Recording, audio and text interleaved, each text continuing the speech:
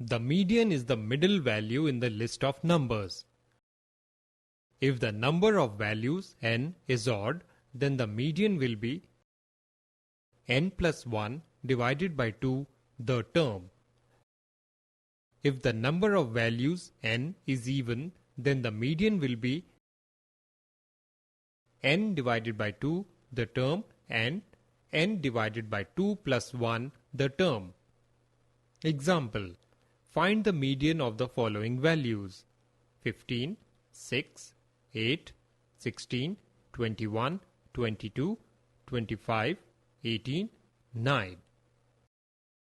Solution: arranging the data in ascending order, we get 6, 8, 9, 15, 16, 18, 21, 22, 25.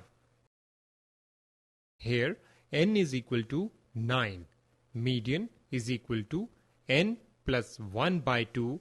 Term is equal to 9 plus 1 by 2 is equal to fifth term is equal to 16.